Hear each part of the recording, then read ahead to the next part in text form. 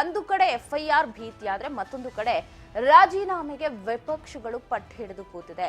ನಿನ್ನೆಯಷ್ಟೇ ಯಾವಾಗ ಈ ಒಂದು ಹೈಕೋರ್ಟ್ ನಲ್ಲಿ ವಜಾ ಆಯ್ತು ಅರ್ಜಿ, ಛಲವಾದಿ ನಾರಾಯಣ ಸ್ವಾಮಿ ಅವರು ಫಸ್ಟ್ ರಿಯಾಕ್ಷನ್ ಕೊಟ್ಬಿಟ್ರು, ಅವ್ರ ರಾಜೀನಾಮೆಯನ್ನ ಕೊಡಬೇಕು ಅಂತ. ಅಕ್ರಮದ ಹೊಣೆ ಹೊತ್ತು ರಾಜೀನಾಮೆಯನ್ನ ಕೊಡಿ ಅಂತ ಹೇಳಿ ಈಗ ಪ್ರತಿಪಕ್ಷಗಳು ಮುಂದಾಗ್ತಾ ಇರೋದು.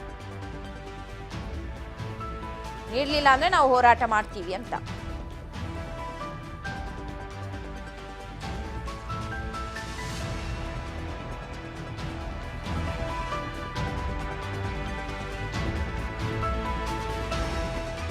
ರಾಜೀನಾಮೆ ನೀಡೋವರೆಗೂ ಕೂಡ ನಾವು ಹೋರಾಟವನ್ನ ಬಿಡಲ್ಲ, ಪ್ರತಿಭಟನೆ ಮೂಲಕ ಮತ್ತಷ್ಟು ಇಕ್ಕಟ್ಟಿಗೆ ಸಿಲುಕಿಸೋದಕ್ಕೆ ಪಣ ತೊಟ್ಟಿದ್ದಾರಂತೆ ವಿಪಕ್ಷಗಳು. ರಾಜ್ಯಪಾಲರು ನಿಂದಿಸಿದ್ದ ಕಾಂಗ್ರೆಸ್ಸಿಗರು ಕ್ಷಮೆಯನ್ನ ಕೇಳಬೇಕು, ನಮ್ಮ ಹೋರಾಟಕ್ಕೆ ಈಗಾಗಲೇ ಮೊದಲ ಹಂತದ ಜಯ ಅಂತೂ ಸಿಕ್ಕಿದೆ ಅಂತ ಹೇಳಿ ವಿಪಕ್ಷಗಳು ಹೇಳ್ತಿದೆ. ಅಕ್ರಮದ ಹೊಣೆ ಹೊತ್ತು ಅವರೇ ನೈತಿಕತೆಯಿಂದ ರಾಜೀನಾಮೆಯನ್ನ ಕೊಡಬೇಕು ಅಂತ. ಇತ್ತ ಸಿಎಂ ನಾವು ಕಾನೂನು ತಜ್ಞರ ಜೊತೆ ಚರ್ಚೆ ಮಾಡಿ ಮುಂದಿನ ತೀರ್ಮಾನ ಮಾಡ್ತೀವಿ, ಈಗಲೂ ನಾನು ಏನೂ ತಪ್ಪು ಮಾಡಿಲ್ಲ ಅಂತ ಹೇಳ್ತೀನಿ, ರಾಜಭವನದ ದುರ್ಬಳಕೆ ಆಗಿದೆ, ನಾನು ಹೆದರೋ ನಾಯಕನೇ ಅಲ್ಲ, ಕಾನೂನು ಹೋರಾಟ ಮಾಡ್ತೀವಿ, ಈ ಎಲ್ಲ ವಿಚಾರಗಳನ್ನ ಹೇಳಿದ್ರೆ, ಇತ್ತ ವಿಪಕ್ಷಗಳು ನಾವು ಈ ತೀರ್ಪನ್ನ ಗೌರವಿತ ಸಿಎಂ ರಾಜೀನಾಮೆ ಕೊಡ್ಲಿ ಅಂತ ಕೇಳ್ತೀವಿ, ಕಾನೂನಿನದ್ರು ಎಲ್ಲರೂ ಒಂದೇ ಅಂತ ಕೋರ್ಟ್ ಈಗಾಗಲೇ ಹೇಳಿದೆ. ರಾಜಭವನ ರಾಜ್ಯಪಾಲರ ವಿರುದ್ಧ ಸಿಎಂ ತೇಜೋವಧಿಯನ್ನ ಮಾಡಿದ್ದಾರೆ, ರಾಜೀನಾಮೆ ಮಾಡಲೇಬೇಕು ಅಂತ ಹೇಳಿ ಪ್ರತಿಭಟನೆಯನ್ನ ಇವತ್ತಿನ ಆರಂಭಿಸಿದೆ. ಆಲ್ರೆಡಿ ಪಕ್ಷದ ಮುಂದಿನ ನಡೆಯ ಕುರಿತು ಹಿರಿಯರ ಜೊತೆಗೆ ಕೂಡ ವಿಪಕ್ಷಗಳು ಚರ್ಚೆಯನ್ನ ಮಾಡಿದ್ದಾವಂತೆ, ಹೇಗ್ ಮಾಡೋದು ಏನು ಎತ್ತ ಅಂತ. ಸೊ ಮುಖ್ಯಮಂತ್ರಿ ರಾಜೀನಾಮೆಗೆ ಆಗ್ರಹಿಸಿ ಪ್ರತಿಭಟನೆ. ಸೊ ಸಿಎಂಗೆ ರಾಜೀನಾಮೆ ಕೊಡಿ ಅಂತ ಹೇಳಿ ಕೇಳ್ತಾ ಇದ್ದಾರೆ. ನಿನ್ನೆ ನಾನು ಹೇಳಿದೆ, ಛಲವಾದಿ ನಾರಾಯಣ ಸ್ವಾಮಿ ಮಾತನಾಡಿದ್ರು, ಕೊಡಬೇಕು ರಾಜೀನಾಮೆ ಅಂತ ಹೇಳಿದ್ರು. ಕೋರ್ಟ್ನಲ್ಲಿ ಏನು ಆದೇಶ ಬಂತು, ಕಾಯ್ತಾ ಇದ್ರು ಅನ್ಸುತ್ತೆ ಮೋಸ್ಟ್ಲಿ. ಅದು ಪ್ರತಿಭಟನೆಯಲ್ಲಿ ಇದ್ದವ್ರು ಅಲ್ಲಿಂದಲೇ ಪ್ರತಿಭಟನೆಯ ನಿಲ್ಲಿಸಿ ರಾಜೀನಾಮೆಯ ಕುರಿತು ಹೇಳಿಕೆಯನ್ನ ಕೊಟ್ಟಿದ್ರು. ಹಾಗಾದ್ರೆ ಏನ್ ಹೇಳಿದ್ರು ಛಲವಾದಿ ನಾರಾಯಣ ಸ್ವಾಮಿ ಅವರು ಕೇಳೋಣ.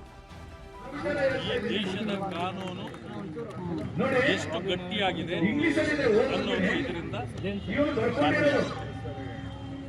ಒಪ್ಪತ್ತಿದ್ದವರು ನೀರು ಕುಡಿಯಲೇಬೇಕು ಅನ್ನೋದು ಕೂಡ ಇದರಿಂದ ಜನ ಅರ್ಥ ಮಾಡ್ತಾರೆ. ಈ ದೇಶದ ಕಾನೂನನ್ನ ಧಿಕ್ಕರಿಸಿ ಮಾಡುವ ಯಾವುದೇ ಪ್ರಯತ್ನಗಳು ಕೂಡ ಸಾಂದರ್ಭಿಕವಾಗಿ ತಕ್ಷಣ ಕ್ಷಣಕ್ಕೆ ಅವರಿಗೆ ಒಳ್ಳೆಯದನ್ನ ಆಗಿರಬಹುದು, ಆದರೆ ದೀರ್ಘಕಾಲದಲ್ಲಿ ಕಾನೂನನ್ನು ಮುರಿಯುವವರು, ಕಾನೂನನ್ನು ವಿರೋಧಿಸುವವರು ಅವರಿಗೆ ನ್ಯಾಯ ಸಿಗ್ತದೆ ಅಂತಕ್ಕಂಥ ಖಾತ್ರಿ ಇಲ್ಲ ಅಂತಕ್ಕಂಥದ್ದನ್ನ ಇವತ್ತಿನ ಕೋರ್ಟಿನ ಆದೇಶ ಎತ್ತಿ ಹಿಡಿದಿದೆ. ಮತ್ತು ಮುಖ್ಯಮಂತ್ರಿಗಳ ಕುಟುಂಬವೇ ಒಂದು ಈ ಅವ್ಯವಹಾರದಲ್ಲಿ ಎತ್ತಿಡಿದಿದ್ರೆ ಬಹುಶಃ ಹಳ್ಳಿಯಿಂದ ದಿಲ್ಲಿಯವರೆಗೆ ಸಾಲು ಸಾಲು ಸಾಲು ಸಾಲು ಸಾಲು ಸಾಲು ಸ್ವಾಗತ ಮಾಡಿ ಹೇಳಿಕೆ ಕೊಡ್ತಿದ್ರಲ್ಲ. ಈಗ ತೀರ್ಪು ವಿರುದ್ಧ ಬಂದಿದೆ. ಕಾಂಗ್ರೆಸ್ ಹೈಕಮಾಂಡಿಗೆ ದಮ್ಮಿದ್ರೆ ರಾಜೀನಾಮೆ ತಗೊಳುತ್ತೆ. ಭ್ರಷ್ಟಾಚಾರದಲ್ಲಿ ಪಾಲು ಕಾಂಗ್ರೆಸ್ ಹೈಕಮಾಂಡಿಗೆ ಹೋಗದೇ ಇದ್ದರೆ ರಾಜೀನಾಮೆ ತಗೊಳ್ತಾರೆ. ಭ್ರಷ್ಟಾಚಾರದ ಪಾಲು ಕಾಂಗ್ರೆಸ್ ಹೈಕಮಾಂಡಿಗೆ ಹೋಗಿದ್ರೆ ಈಗೆಲ್ಲ ಈ ಸೀಡ್ಲೆಸ್ ದ್ರಾಕ್ಷಿ ಎಲ್ಲ ಬರ್ತಾವಲ್ಲ, ಹಾಗೆ ನೇತೃತ್ವದಲ್ಲೂ ಕೂಡ ಆ ರೀತಿ ಸೀಡ್ಲೆಸ್ ಆಗಿದ್ರೆ ಇವರ ಬೆದರಿಕೆಗೆ ಅವರು ಬಗ್ತಾರೆ. ಇದರಲ್ಲಿ ಮೇಲ್ನೋಟಕ್ಕೆ ಕರಪ್ಷನ್ನು ಮತ್ತು ಮೇಲ್ನೋಟಕ್ಕೆ ಕಾನೂನುಗಳನ್ನು ನಿಯಮಗಳನ್ನು ಗಾಳಿಗೆ ತೂರಿ ಮಾಡಲಾಗಿದೆ ಅನ್ನೋದನ್ನು ಮತ್ತು ಅಗತ್ಯ ಇದ್ದಾಗ ನಿಯಮಗಳನ್ನು ಬದಲಾವಣೆಯೂ ಮಾಡಲಾಗಿದೆ ಅನ್ನೋದನ್ನು ಹೈಕೋರ್ಟ್ ಅತ್ಯಂತ ಸ್ಪಷ್ಟವಾಗಿ ಹೇಳಿದೆ. ಹಾಗಾಗಿ ಸಿದ್ದರಾಮಯ್ಯನವರ ಇನ್ವಾಲ್ವ್ಮೆಂಟ್ ಇಲ್ಲ ಅನ್ನಲಿಕ್ಕೆ ಯಾವುದೇ ರೀತಿಯಾಗಿ ಕಾರಣಗಳಿಲ್ಲ. ಬೇರೆ ಸಾಮಾನ್ಯವಾದ ವ್ಯಕ್ತಿಗೆ ಇದು ಈ ಪ್ರಮಾಣದಲ್ಲಿ ಪರಿಹಾರ, ಈ ಪ್ರಮಾಣದಲ್ಲಿ ಅವರಿಗೆ ಒಂದು ಫೆಸಿಲಿಟಿ ಬೇರೆಯವರಿಗೆ ಸಿಗಲಿಕ್ಕೆ ಹಿಂದನೂ ಸಾಧ್ಯ ಇರಲಿಲ್ಲ, ಮುಂದೂ ಸಾಧ್ಯ ಇಲ್ಲ ಅಂತ ಹೇಳಿದ್ದಾರೆ. High court very serious observations high court has made against the chief minister. That's why Chief Minister has to immediately resign. He has to, without any further delay, ಅವರು ಅಲ್ಲಿ ಹೋಗ್ತೀನಿ ಇಲ್ಲಿ ಹೋಗ್ತೀನಿ ನಾನು ಅಪೀಲ್ ಮಾಡ್ತೀನಿ ನೀವು ಅಪೀಲ್. ಇದು ವಿಪಕ್ಷಗಳು ಪಟ್ಟು ಹಿಡಿದಿರೋದು. ಸಿಟಿ ರವಿ ಆಗಿರ್ಬೋದು, ಕೇಂದ್ರ ಸಚಿವ ಪ್ರಹ್ಲಾದ್ ಜೋಶಿ ಆಗಿರಬಹುದು, ರಾಜೀನಾಮೆ ಕೊಟ್ಟೆ ತೀರ್ಬೇಕು ಅಂತ ಹೇಳಿ ಆಗ್ರಹ ಮಾಡ್ತಿದ್ದಾರೆ. ಇದು ಹಸಿರು ಸೇನಾನಿಗಳು ಕೂಡ ಪ್ರತಿಭಟನೆಗೆ ಮುಂದಾಗಿದ್ದಾರೆ. ಸಿಎಂ ರಾಜೀನಾಮೆಗೆ ಆಗ್ರಹಿಸಿ ವಿಧಾನಸೌಧ ಚಲೋ ದಳಪತಿಗಳು ಮುಂದಾಗಿರುವುದು.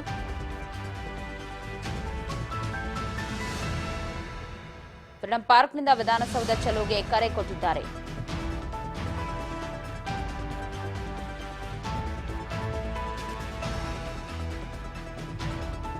ಮೂಡಾ ಕೇಸ್ನಲ್ಲಿ ಹೈಕೋರ್ಟ್ನಿಂದ ತೀರ್ಪು ಹೊರಬಂದ ಹಿನ್ನೆಲೆ ರಾಜೀನಾಮೆಗೆ ಜೆಡಿಎಸ್ ಕೂಡ ಒತ್ತಾಯ ಮಾಡ್ತಾ ಇದ್ದು ಇವತ್ತು ಬೃಹತ್ ಪ್ರತಿಭಟನೆಗೆ ಸಜ್ಜಾಗಿದೆ.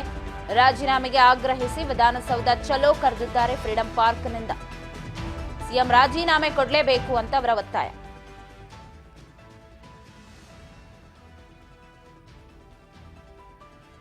ಒಂದ್ ಕಡೆ ಜನಪ್ರತಿನಿಧಿಗಳ ಕೋರ್ಟ್ನಲ್ಲಿ ಇವತ್ತು ಏನಾಗುತ್ತೆ ಅನ್ನೋ ಕುತೂಹಲ, ಇನ್ನೊಂದು ಕಡೆ ವಿಪಕ್ಷಗಳ ಪ್ರತಿಭಟನೆ.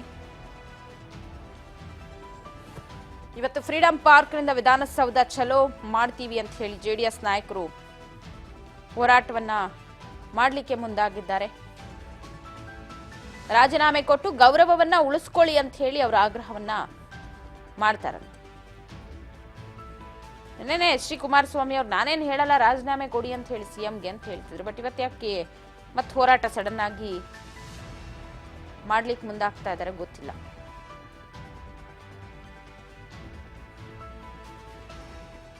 ನಾನು ಕೊಡಿ ಅಂತ ಕೇಳಲ್ಲ, ಆದ್ರೆ ಕೊಡದಿದ್ರೆ ನಾನೇನು ಹೇಳೋದಕ್ಕೆ ಸಾಧ್ಯ. ಇದು ಕುಮಾರಸ್ವಾಮಿ ಅವರು ಹೇಳಿದ್ದೇನೆ.